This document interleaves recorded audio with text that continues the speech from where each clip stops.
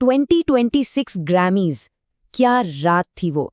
इतिहास बना, कई रिकॉर्ड्स टूट गए और पॉलिटिक्स ने तो जैसे सेंटर स्टेज ही ले लिया।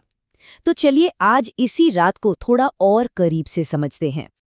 और इस पूरी कहानी की शुरुआत होती है रात के सबसे बड़े विनर के इस पावरफुल बयान से। 2026 ग्रैमी अवार्ड्स, मतलब एक ऐसी रात जो सिर्फ म्यूजिक के बारे में नहीं थी, इसमें ऐतिहासिक जीतें थीं और साथ ही कुछ बहुत ही मजबूत पॉलिटिकल मैसेज भी थे।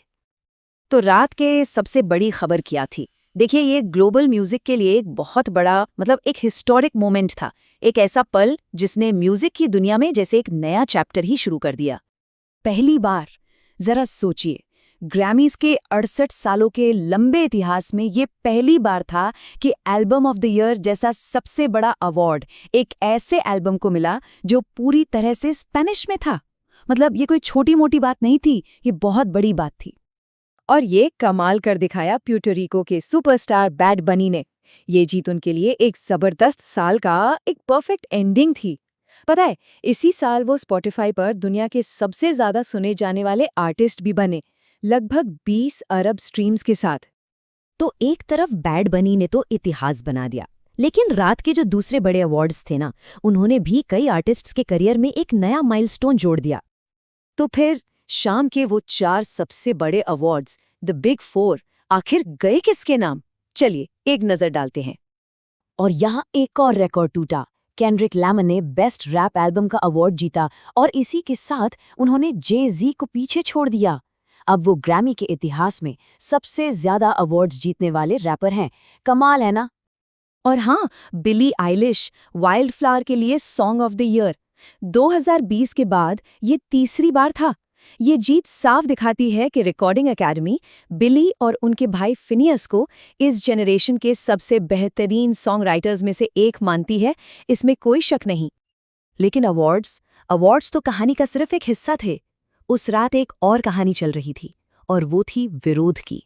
एक बहुत ही पावरफुल और एक साथ उठने वाली आवाज की कहानी। हुआ ये कि पूरी रात आर्टिस्ट ने अपने प्लेटफॉर्म का इस्तेमाल किया। उन्होंने अमेरिकन सरकार की जो इमिग्रेशन पॉलिसीज हैं, खास तौर पर आइस यानी इमिग्रेशन एंड कस्टम्स इन्फोर्समेंट के एक्शन, उनके खिलाफ जमकर आवाज उठाई। और इस प्रोटेस्ट की सबसे बुलंद आवाज वो भी बैड बनी की ही थी। उन्होंने अपनी एक्सेप्टेंस स्पीच में जो कहा वो वाकई में बहुत हिम्मत वाला बयान था। सिर्फ बैड बनी ही नहीं, सॉन्ग ऑफ द ईयर की विनर बिली आइलिश ने भी स्टेज पर आकर बदलाव की अपील की, लोगों को एक्शन लेने के लिए कहा। और फिर थी best new artist Olivia dean. उन्होंने तो अपनी जीत को सीधे अपनी फैमिली की इमिग्रेंट कहानी से जोड़ दिया और उनका भाषण वाकई दिल को छू लेने वाला था। तो माहौल काफी सीरियस था, है ना? लेकिन अरे ये ग्रैमीज थे। तो चलिए अब थोड़ा मूड बदलते हैं और बात करते हैं उन जबरदस्त परफॉर्मेंसेज और फैशन की जिसने रात में 4 चांद लगा दिए। परफॉर्मेंस की बात करें तो स्टेज पर आग लगा दी गई थी। कुछ परफॉर्मेंसेस बहुत ग्रैंड और थिएट्रिकल थी, तो कुछ बिल्कुल सिंपल, सीधी दिल तक पहुंचने वाली। और परफॉर्मेंस के बाद आता है रेड कार्पेट, और हमेशा की तरह वहां भी खूब सुर्खियां बनी। कई आर्टिस्ट्स ने बहुत ही बोल्ड, बहुत ही प्रोवोकेटिव फैशन चॉइसेस की और सबका ध्यान अपनी तरफ खींच लिया। तो इन सब के बाद ये जो म्यूजिक की सबसे बड़ी रात थी, इससे आखिर टेकअवे क्या है? मतलब हमें इससे क्या समझना चाहिए? देखिए, 2026 ग्रैमीज ने एक बात तो बिल्कुल साफ कर दी।